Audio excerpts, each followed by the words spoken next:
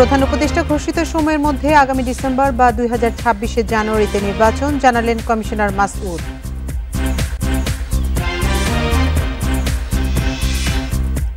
অনেক ক্ষেত্রে নিরপেক্ষ থাকতে পারেনি সরকার, দ্রুত ভোটের দাবিকে বিতর্কিত করছেন অনেকে, অভিযোগ মির্জা ফখরুলের।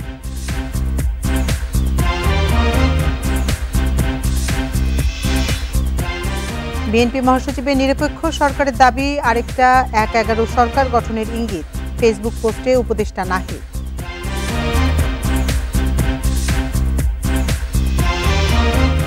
জামিনে মুক্তি পেলেন ১৭৮ সাবেক বিডিআর সদস্য, ১৬ বছর পর স্বজনদের সঙ্গে সাক্ষাৎ, চাকরি ফেরত ও পুনর্বাসনের দাবি।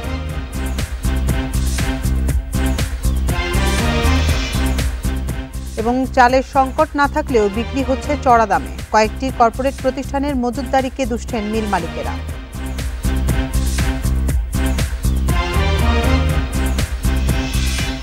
স্বাগত বিরতিহীন রাত ৯টায় বাংলাদেশে, আপনাদের সাথে আছি আমি আতিফ আঞ্জুমান। শিরোনাম শুনছিলেন এতক্ষণ, এবার চলে যাচ্ছি পুরো খবরে।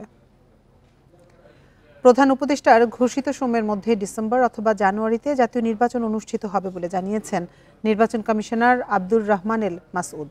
ভোটার তালিকা হালনাগাদ উপলক্ষে পটুয়াখালীতে মত বিনিময় সভায় একথা জানান তিনি। এই প্রথম কোনো কমিশনের নির্বাচনের মাস উল্লেখ করে কথা বললেন আব্দুর রহমান এল মাসউদ। বলেন, আগামী জাতীয় সংসদ নির্বাচন ঘোষিত সময়ের মধ্যেই অনুষ্ঠিত হবে। ২০২৫ সালের শেষের দিকে অথবা পরের বছরের শুরুতে নির্বাচন হবে। আপাতত ব্যালটের মাধ্যমে নির্বাচনের জন্য প্রস্তুতি নিচ্ছে ইসি। সুষ্ঠু নির্বাচন করা সাংবিধানিক দায়িত্ব জানিয়ে তিনি আরও বলেন, কোনোভাবেই নির্বাচনকে প্রভাবিত করার সুযোগ নেই। তাকে আরো গতিশীল, সাবলীল স্বাগত বক্তব্য উপস্থাপন করার জন্য বিনীতভাবে অনুরোধ। ভোটার তালিকা হালনাগাদ প্রধান উপদেষ্টা মহোদয়ের কর্তৃক ঘোষিত সময়ে অর্থাৎ 2025 সনের ডিসেম্বর অথবা 2026 সনের প্রথমাংশে যদি ভোট হয়, নিশ্চয় আইন শৃঙ্খলা পরিবেশ সুন্দর হবে। অন্তর্বর্তী সরকার বেশ কিছু বিষয়ে নিরপেক্ষতা রক্ষা করতে পারছে না বলে অভিযোগ করেছেন বিএনপির মহাসচিব মির্জা ফখরুল ইসলাম আলমগীর। বৃহত্তর স্বার্থে এ সরকারকে নিরপেক্ষ থাকার আহ্বানও জানান তিনি। বৃহস্পতিবার রাজধানীতে এক আলোচনা সভায় এসব কথা বলেন মির্জা ফখরুল। ৬৯-এর গণঅভ্যুত্থানের অন্যতম নায়ক শহীদ আসাদের ৫৯তম শাহাদত বার্ষিকী উপলক্ষে জাতীয় প্রেস ক্লাবে এই আলোচনা সভা। শহীদ আসাদ পরিষদ আয়োজিত এই অনুষ্ঠানে ৬৯-এর গণঅভ্যুত্থানে শহীদ আসাদের ভূমিকার কথা তুলে ধরেন অনুষ্ঠানের সভাপতি ডক্টর মাহবুবুল্লাহ। নির্দেশ অমান্য করে একদল ছাত্র ছুটে বেরিয়ে যায় রাস্তার দিকে। শুরু হয় পুলিশের লাঠিচার্জ, কাঁদানে গ্যাস নিক্ষেপ ও রায়ট কার থেকে রঙিন পানি ছেটানো। প্রধান অতিথির বক্তব্যে মির্জা ফখরুল বলেন, দ্রুত নির্বাচন চাওয়ার বিষয়ে বেশ কিছু যৌক্তিকতা রয়েছে, অথচ এ দাবিকে বিতর্কিত করছে অনেকে। একটা কথা আমি সবসময় বলি, যে কথা বললে আমার অনেক সমালোচনা হয়। আমি বলি যে নির্বাচনটা দ্রুত হওয়া দরকার। কেন বলি এই কথাটা আমি অনেকবার বলার চেষ্টা করেছি। এখন এখানে জোর করে যদি সেই বিষয়টাকে আপনার একটু বিতর্কিত করে ফেলা হয়, তাহলে জনগণ আবার তাদের সেই অধিকার থেকে বঞ্চিত হবে। দুর্ভাগ্যজনক হলে সত্য যে এখন পর্যন্ত সমাজের যে অবস্থা দাঁড়িয়েছে, সেই অবস্থায় কিন্তু আমরা সেই ধরনের একটা ব্যবস্থা দেখে এখনো নিশ্চিত হতে পারছি না যে আমাদের সেই প্রত্যাশাগুলো পূরণ হবে। এ সময় মির্জা ফখরুল বলেন, অন্তর্বর্তী সরকারের প্রতি সব দল ও মানুষের সমর্থন রয়েছে, তারা নিরপেক্ষভাবে দায়িত্ব পালন করবে বলে আশা বিএনপি মহাসচিবের। দেখি যে বেশ কিছু বিষয়ে অন্তর্বর্তীকালীন সরকার নিরপেক্ষতা পালন করতে পারছেন না। আমি তাই অনুরোধ করব, আমি প্রত্যাশা করব যে আমরা আশা করি যে অন্তর্বর্তীকালীন সরকার তারা সেই নিরপেক্ষতা পালন করবেন এবং দেশে যে সংকট আছে সেই সংকট থেকে দেশকে মুক্ত করবার জন্য তারা কাজ করবেন। দ্রুত সংস্কার শেষে এবছরই নির্বাচন দেওয়ার দাবি জানান বক্তারা। দ্রুত নির্বাচন দিয়ে গণতান্ত্রিক সরকারের কাছে ক্ষমতা হস্তান্তর হবে। মাহমুদ শরীফ, ইন্ডিপেন্ডেন্ট নিউজ, ঢাকা। বিএনপি মহাসচিবের নিরপেক্ষ সরকার গঠনের দাবিকে আরেকটা 111 সরকার গঠনের ইঙ্গিত বলছেন তথ্য উপদেষ্টা নাহিদ ইসলাম। রাজনৈতিক দলগুলোর বিরুদ্ধে সরকারি দপ্তরে তদবিরের অভিযোগ এনেছেন স্থানীয় সরকার উপদেষ্টা আসিফ মাহমুদ। মির্জা ফখরুলের বক্তব্যের কঠোর সমালোচনা করেছেন বৈষম্য বিরোধী ছাত্র আন্দোলনের নেতা হাসনাত আবদুল্লাহ ও সার্জিস আলম। কোটা বিরোধী ছাত্র আন্দোলন এক পর্যায়ে রূপ নেয় সরকার পতনের গণ অভ্যুত্থানে। রক্তক্ষয়ী আন্দোলনে ৫ আগস্ট পতন হয় আওয়ামী লীগ সরকারের। দেশ ছেড়ে ভারতে পালিয়ে যান শেখ হাসিনা। ৫ আগস্টই দফায় দফায় বৈঠকে সিদ্ধান্ত হয় অন্তর্বর্তী সরকার গঠনের। প্রধান উপদেষ্টা অধ্যাপক মোহাম্মদ ইউনূসের সরকারে রাখা হয় ছাত্র প্রতিনিধি। এরপর থেকেই নানা বিষয়ে সরকারের সঙ্গে বাকযুদ্ধে জড়ায় রাজনৈতিক দলগুলো। সবশেষ বিএনপি অভিযোগ তুলেছে সরকারের নিরপেক্ষতা নিয়ে। দেখি যে বেশ কিছু বিষয়ে অন্তর্বর্তীকালীন সরকার নিরপেক্ষতা পালন করতে পারছেন না। এমন বক্তব্যের বিরুদ্ধে ফেসবুকে স্ট্যাটাস দিয়েছেন তথ্য উপদেষ্টা নাহিদ ইসলাম। নিরপেক্ষ সরকার গঠনের দাবির বিপরীতে আরেকটা 111 সরকার গঠনের ইঙ্গিত বলে মন্তব্য করেন তিনি। জানান, গণ অভ্যুত্থানে ছাত্র নেতৃত্বের মাইনাসের পরিকল্পনা ৫ আগস্ট থেকেই শুরু হয়েছে। আওয়ামী লীগের বিষয়ে ভারতের সঙ্গে প্রধান দলগুলোর ঐক্য হলেও বাংলাদেশে ঐক্য সম্ভব হয়নি বলেও অভিযোগ করেন তিনি।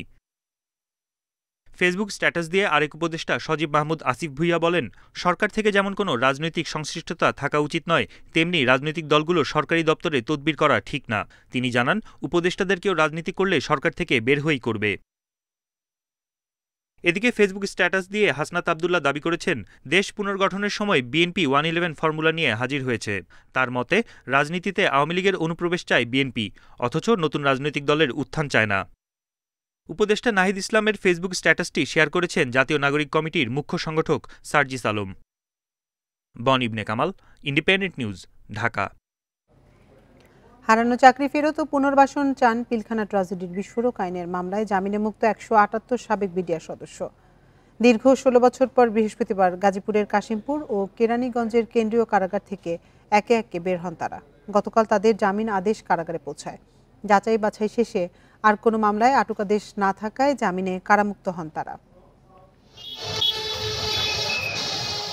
গাজীপুরের কাপাসিয়া উপজেলার সিংহশ্রী এলাকার মামুন চাকরি করতেন বিডিআরে। মাত্র ৩ বছর চাকরি করার পর তার জীবনে নেমে আসে অন্ধকার। বিডিআর বিদ্রোহ মামলায় ২০০৯ সালে গ্রেপ্তার হন তিনি। এরপর দীর্ঘ ১৬ বছর কেটেছে অন্ধকার প্রকোষ্ঠে। জেল জীবনের শুরুতে তার স্ত্রী ছিলেন অন্তঃসত্ত্বা। দীর্ঘদিন পর বাবা মেয়ের মিলন কারাফটকে এক আবেগঘন পরিবেশ সৃষ্টি করে। আজ আমি ক্লাস ৯ম শ্রেণীতে পড়ে আমি আমার বাবাকে ফিরে পেয়েছি। আমরা অনেক কষ্ট করে এই পর্যন্ত এসেছি। যেন আমার পূর্ণভাবে আমার চাকরি বহাল করে, সেটা আমি কি করে খাবো এখন। আমার বয়স, আমি যখন অল্প বয়সে ৩ বছর চাকরি, তখনই আমার এই অবস্থা হয়। শুধু মামুন নয়, তার মতো ১২৬ বন্দীর জীবনের উল্লেখযোগ্য সময় কেটেছে কাশিমপুর কারাগারের অন্ধকার প্রকোষ্ঠে। জামিন পেয়ে একে একে কারাগার থেকে বের হন তারা। হারানো চাকরি ফিরে পাওয়া ও পুনর্বাসনের সরকারি সহযোগিতার দাবি তাদের। নিরপরাধ আমি জেলের অন্ধকার প্রকোষ্ঠে বন্দী ছিলাম। আমার বয়স সেই সময় ২১-২২ বছর ছিল। আমি এখন এই অবস্থায় আসছি। আমার বৃদ্ধ বাবা আমার বাড়িতে তারা কেউ আসতে পারে নাই। এদিকে কেরানীগঞ্জ কেন্দ্রীয় কারাগার থেকেও একে একে বের হয়ে আসেন ৪১ জন সাবেক বিডিআর সদস্য। কারাফটকের সামনে অপেক্ষমান স্বজনদের দেখা যায় উচ্ছ্বাস। ফুল দিয়ে বরণের পাশাপাশি মিষ্টি মুখও করান অনেকে। দীর্ঘ ১৬ বছর পর কারামুক্ত হওয়ায় অনুভূতি প্রকাশের ভাষা হারিয়ে ফেলেন তাদের স্বজনরা। ছেলেরা দেখতে পাচ্ছে আর খালাস পেয়ে খুবই আনন্দ লাগতেছে। সরকারকে কিভাবে ধন্যবাদ দেব সেটা ভাষায় প্রকাশ করতে পারবো। সে আমি বোন জামাই হয়, সে দীর্ঘদিন পিলখানায় চাকরি করছে, কিন্তু এরকম দিন আমরা দেখবো সেটা কখনো আশা করিনি। ২০০৯ সালের ২৫ ফেব্রুয়ারি পিলখানা ট্র্যাজেডিতে ৫৭ সেনা কর্মকর্তা সহ ৭৪ জন নিহত হন। ওই ঘটনায় হত্যা ও বিস্ফোরক আইনে ২টি মামলা হয়। হত্যা মামলায় খালাস বা সাজা ভোগ শেষে বিস্ফোরক মামলার কারণে ৪৬৮ জনের মুক্তি আটকে আছে দীর্ঘদিন। নূরে জান্নাত, ইন্ডিপেন্ডেন্ট নিউজ। রাষ্ট্রপতির উপর ন্যস্ত থাকা বিচারিক আদালতের ম্যাজিস্ট্রেটদের কর্মস্থল নির্ধারণ, পদোন্নতি ও ছুটি এবং শৃঙ্খলা বিধান সংক্রান্ত সংবিধানের ১১৬ অনুচ্ছেদের কারণে বিচার বিভাগের জন্য আলাদা সচিবালয় গঠন থেমে আছে। তাই সংবিধানের এই অনুচ্ছেদটি অবৈধ ঘোষণা হওয়া উচিত বলে মনে করেন অ্যাডভোকেট মোহাম্মদ শিশির মনির। ১৬ অনুচ্ছেদ কেন অবৈধ ঘোষণা করা হবে না এ বিষয়ে গেল বছরের ২৭ অক্টোবর হাইকোর্ট রুল জারি করেন। ওই রুলের উপর বৃহস্পতিবার বিচারপতি ফারাহ মাহবুব ও বিচারপতি দেবাশিস রায় চৌধুরীর হাইকোর্ট বেঞ্চে শুনানিতে শিশির মনির বলেন, বিচারিক আদালতে নিয়ন্ত্রণ ও শৃঙ্খলা রাষ্ট্রপতির উপর ন্যস্ত থাকায় তা নির্বাহী বিভাগের হাতে জিম্মি হয়ে আছে। গত বছরের ২৫ আগস্ট হাইকোর্টের ১০ জন আইনজীবী ১১৬ অনুচ্ছেদ অসাংবিধানিক ঘোষণা চেয়ে রিট করেন।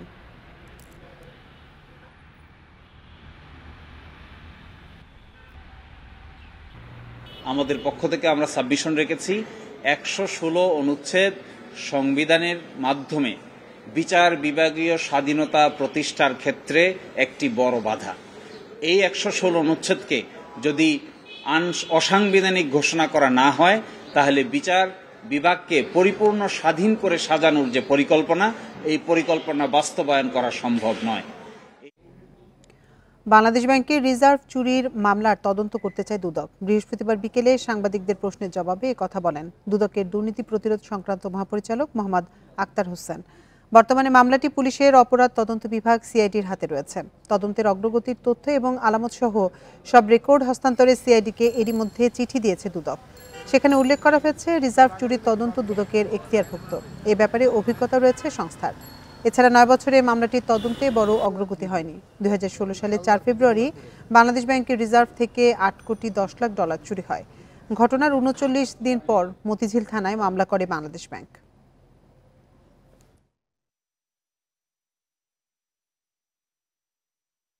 কেবলমাত্র এটা কিন্তু কোনো ডেলিগেট করা হয় না, কাউকে কিন্তু দেওয়া হয় না। সো এই আইন অনুযায়ী, দুর্নীতি দমন কমিশন আইন 2004 অনুযায়ী দুর্নীতি দমন কমিশনের তফসিলভুক্ত অপরাধ কেবলমাত্র দুর্নীতি দমন কমিশন কর্তৃক তদন্তযোগ্য বিধায়ী আমরা এই পত্র লিখেছি। বেক্সিমকোর 16টি বন্ধ কারখানা খুলে দেয়া না হলে বেকার হবে 42,000 কর্মী। এসব কারখানা চালু থাকলে প্রতি বছরে 450 কোটি ঋণ পরিশোধ সম্ভব বলে মনে করছেন বেক্সিমকোর কর্মীরা। রাজধানীতে সংবাদ সম্মেলনে তাদের দাবি, কারখানা ও ব্যবসা চালু রেখে বকেয়া বেতন এবং দায় দেনা পরিশোধে দ্রুত ব্যবস্থা নিতে হবে।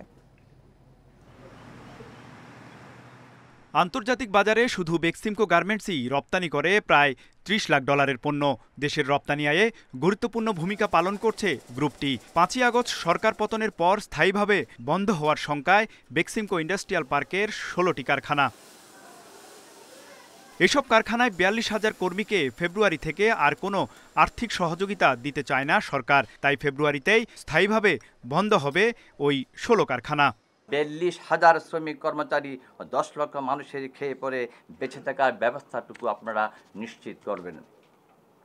আমাদের দ্বিতীয় দাবি, অবিলম্বে বেক্সিমকোর ব্যাংকিং এবং ব্যাক টু ব্যাক এলসি সুবিধা প্রদান করা হোক।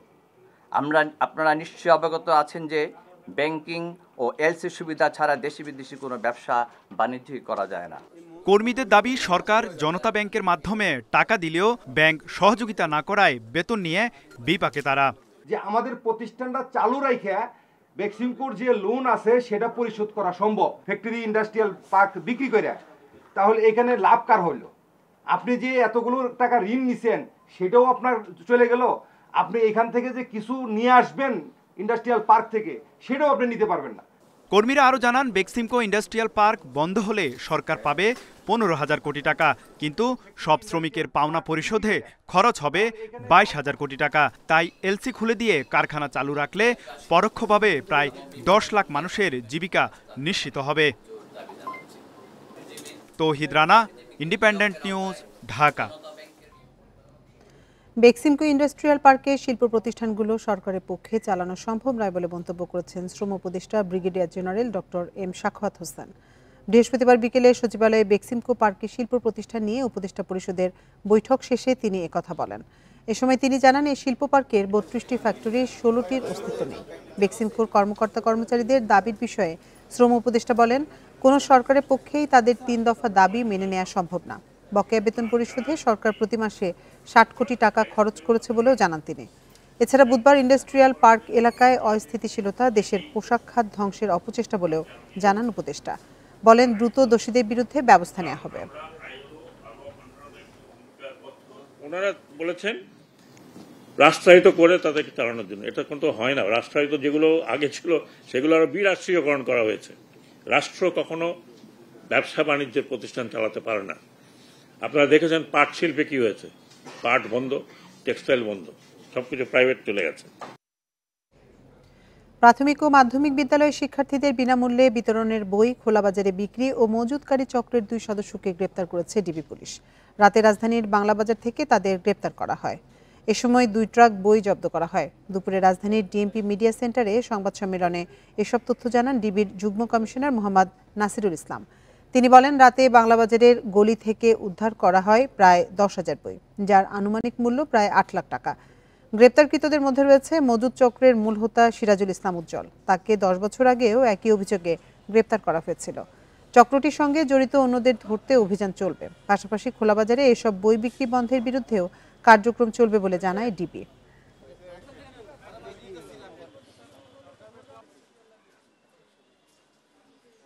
অভিযান পরিচালনা করে সিরাজুল ইসলাম উজ্জ্বল এবং দেলোয়ার হোসেনকে আটক করে। এ সময় তাদের হেফাজতে থাকা প্রায় 10,000 বিনামূল্যে বিতরণের সরকারি বই উদ্ধার করা হয়। আটককৃত বইয়ের মূল্য অনুমান 8 লক্ষ টাকা। আমরা যেটা করব যে বিজ্ঞ আদালতে আমরা একটা আবেদন দিব যে বইটা যেন আমরা বিজ্ঞ আদালতের আদেশ মোতাবেক আমরা ন্যাশনাল কারিকুলাম টেক্সট বুক বোর্ডকে ফেরত প্রদান করতে পারি। এদিকে শেরপুর সদরের লছমনপুর দড়িপাড়া থেকে মাধ্যমিকের এক ট্রাক সরকারি বই উদ্ধার করা হয়েছে। বিনামূল্যে বিতরণের মাধ্যমিকের 8ম, 9ম ও 10ম শ্রেণীর 9,000 বই ছিল ওই ট্রাকে। এ সময় মইদুল ইসলাম নামে একজনকে জিজ্ঞাসাবাদের জন্য আটক করা হয়। পুলিশ জানায় বুধবার রাতে কুড়িগ্রামের রৌমারী সিজি পাইলট উচ্চ বিদ্যালয় থেকে ট্রাকে করে বইগুলো ঢাকায় নিয়ে যাচ্ছিল। পথে শেরপুর সদরের লছমনপুর দড়িপাড়ায় আসলে স্থানীয়দের সন্দেহ হয়। পরে পুলিশ গিয়ে বইসহ ট্রাকটি জব্দ করে থানায় নিয়ে আসে। শেরপুর জেলা শিক্ষা অফিসার জানান, এই বইগুলো শেরপুর জেলার বরাদ্দকৃত বই নয়। এ বিষয়ে তদন্ত করে আইনগত ব্যবস্থা নেওয়া হবে বলে জানিয়েছে পুলিশ।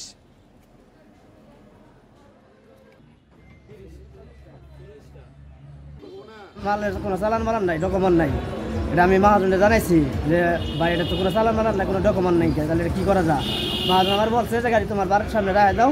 মাল সরকারি অধিদপ্তরে সরকারি অধিদপ্তরে জমা রাখার একটা ব্যবস্থা করতে হবে, কারণ গেলে এটা সরকারি জিনিস। কারণ আর ভিন্ন প্রসঙ্গ,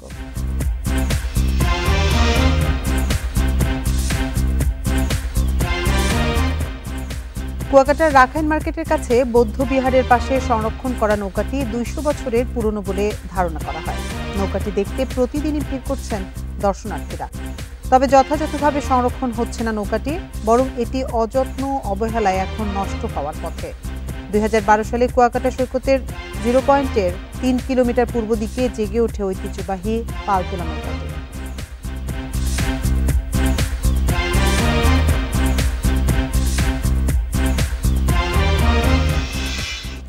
এ নিয়ে প্রতিবেদন থাকছে সংবাদের শেষ অংশে। এবার চলে যাচ্ছি অন্যান্য খবরে।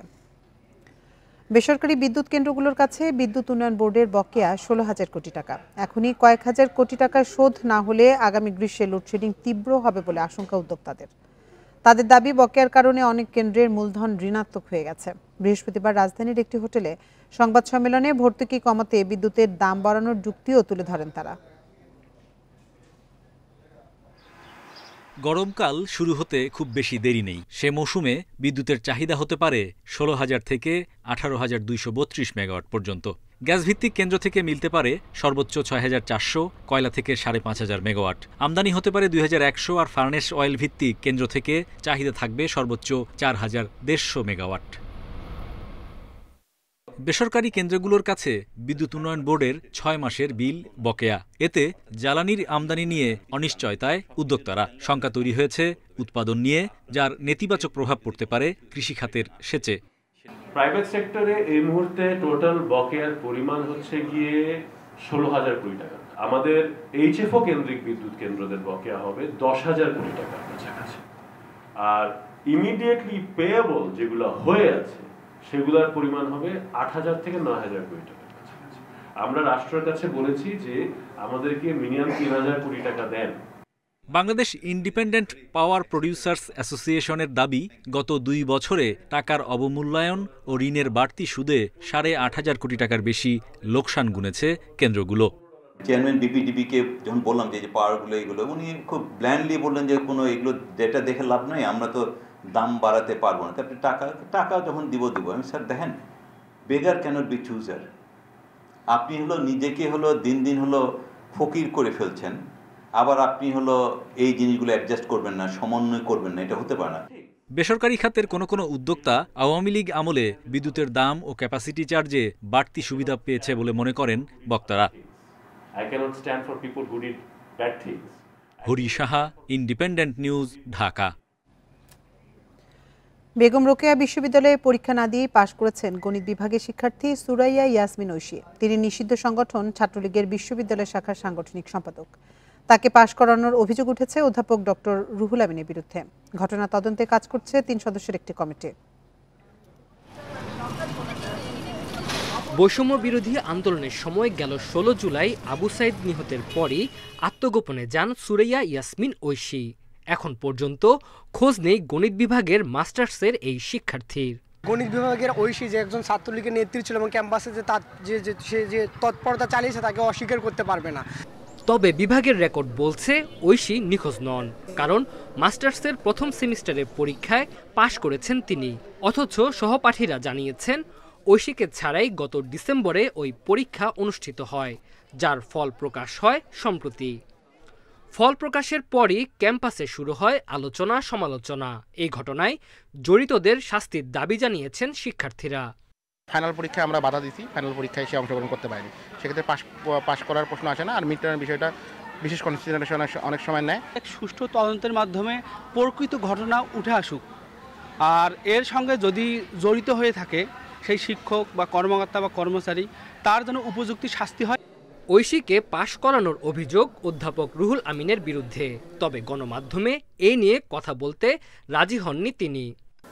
ওনারা আমাকে কখনো ডাকলে আমি আমার কথা বক্তব্য ওখানে উপস্থাপন করব, আমি এর বাইরে আর কোথাও কিছু বলতে চাচ্ছি না। ঘটনা তদন্তে কাজ শুরু করেছে 3 সদস্যের কমিটি। 3 কার্যদিবসের মধ্যে প্রতিবেদন দেবে তারা। অপরাধ পাওয়া গেলে অভিযুক্তকে শাস্তির মুখে পড়তে হবে বলে জানিয়েছেন উপাচার্য।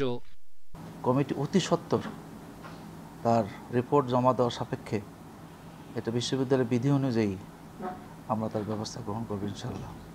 তবে আমি শিক্ষক এবং শিক্ষার্থীদের মাঝে এ বিষয়ে ধৈর্য ধারণ করার জন্য আহ্বান জানাচ্ছি। এ ব্যাপারে কথা বলতে সুরাইয়া ইয়াসমিন ঐশীর মোবাইল ফোনে একাধিকবার চেষ্টা করা হলেও সেটি বন্ধ পাওয়া যায়। Independent news. বাজারে চালের সংকট নেই, কিন্তু বিক্রি হচ্ছে চড়া দামে। 2 সপ্তাহ ধরে মোটা চালের দাম 58 টাকা কেজি আর সরু চাল কমপক্ষে 80 টাকা। খুচরা বিক্রেতা ও মিল মালিকরা বলছেন কয়েকটি কর্পোরেট প্রতিষ্ঠান বিপুল পরিমাণ চাল মজুত করেছে, দাম বাড়াচ্ছে তারাই। বাজার নিয়ন্ত্রণে চাল আমদানি করা হচ্ছে, এতে দাম কমার আশা খাদ্য উপদেষ্টার। কারওয়ান বাজার, নিউ মার্কেট ও মোহাম্মদপুর কৃষি মার্কেট কোথাও চালের ঘাটতি নেই। সব দোকানে বিপুল মজুদ, কিন্তু দাম বাড়তি। রাজধানীতে মিনিকেট ও নাজিরশাহেল চালের চাহিদা বেশি, সেই সরু চালের দাম 80 টাকা বা তারও বেশি। মোটা চালও বিক্রি হচ্ছে 58 টাকায়। দাম বাড়ায় ক্ষুব্ধ ক্রেতারা। আর ইনকাম তো অবশ্যই কম, আমাদের তো মাসিক বেতন পাই হলো মাসে 11,000 টাকার মতো বেতন পাই, সংসার চালাতে অনেক কষ্ট হয়ে যায় আমাদের। বিভিন্ন কোম্পানিদের নিয়ন্ত্রণে চলে গেছে বাজারটা, কারণ হলো কোম্পানিরা চাইলে ধান স্টক করে ওরা যখন যে রেট বাজার করে তাই হয়। সবচেয়ে বেশি চাল সরবরাহ হয় কুষ্টিয়া থেকে। চালের দাম বাড়ার জন্য কর্পোরেট প্রতিষ্ঠানগুলোকে দুষছেন সেখানকার মিল মালিকরা। মিলাদের মজুদ থাকে, এটা অবৈধ মজুদ, যে মজুদ থাকে অনেকে তাদেরকে ধরতে পারে যে তুমি মজুদ করছো, যেহেতু বেশি দামে কিনছো এখন কম দামে বেচো। এখন মজুদ করলে পরেও সরকার থেকে অনেক সমস্যা করে। একটা নির্দিষ্ট নীতিমালা থাকা প্রয়োজন যে একটা মিলার কী পরিমাণ ধান মজুদ করতে পারবে। ভোক্তাদের অভিযোগ, দাম নিয়ন্ত্রণে সরকারের কোনো উদ্যোগ নেই। তবে খাদ্য উপদেষ্টার দাবি 10 লাখ টন চাল ও গম আমদানি করা হচ্ছে, দাম কমবে। আমাদের আমদানি কার্যক্রম, বিদেশ থেকে আমদানি কার্যক্রম অব্যাহত থাকবে এবং সোর্স হবে মাল্টিপল সোর্সের জন্য আমরা ইয়ে করবো। আমরা যেমন নেবারিং কান্ট্রি থেকে আনলে আমাদের সবচেয়ে কম দামে পড়ে, সহজে আনা যায়, এটাকে যেমন আমরা গুরুত্ব দিচ্ছি, প্রাধান্য দিচ্ছি। পাশাপাশি অন্যান্য সোর্স যেগুলি আছে এগুলির থেকে দাম একটু বেশি হলেও আমরা আনবো। সরকারি গুদামে চালের মজুদ কমে দাঁড়িয়েছে 9 লাখ টনে। কম দামে চাল বিক্রিও বন্ধ করে দিয়েছে TCB. Shahid Ahmed, independent News, Dhaka. 71 Bangladeshi সহ 176 অবৈধ অভিবাসীকে আটক করেছে মালয়েশিয়া। এ তথ্য নিশ্চিত করেছে কুয়ালালামপুর। মিয়ানমারের 60, ইন্দোনেশিয়ার 24 ও নেপালের 16 জন নাগরিক রয়েছে। এছাড়াও পাকিস্তান, সুদান ও মিশরের নাগরিক রয়েছে বলে জানিয়েছে কর্তৃপক্ষ। স্থানীয় বার্তা সংস্থা বার্নামা জানিয়েছে জনসাধারণের অভিযোগ এবং তদন্তকারীদের তথ্যের ভিত্তিতে এই অভিযান চালানো হয়। আটককৃতদের কারো কাছে বৈধ কাগজ ছিল না বলে জানিয়েছে কর্তৃপক্ষ। পরবর্তী পদক্ষেপ নেওয়ার আগ পর্যন্ত আটককৃতদের কুয়ালালামপুর ইমিগ্রেশন সদর দপ্তরে রাখা হয়েছে। কুয়াকাটায় নষ্ট হওয়ার উপক্রম 240 বছরের প্রাচীন সেই নৌকা। 12 বছর ধরে অযত্ন অবহেলায় পড়ে আছে প্রত্নতাত্ত্বিক এই নিদর্শন। নৌকাটি বৃষ্টিতে ভিজে ও রোদে শুকিয়ে নষ্ট হচ্ছে, খসে পড়ছে কাঠও। প্রাচীন নৌকাটি সংরক্ষণের দাবি জানিয়েছেন এলাকাবাসী।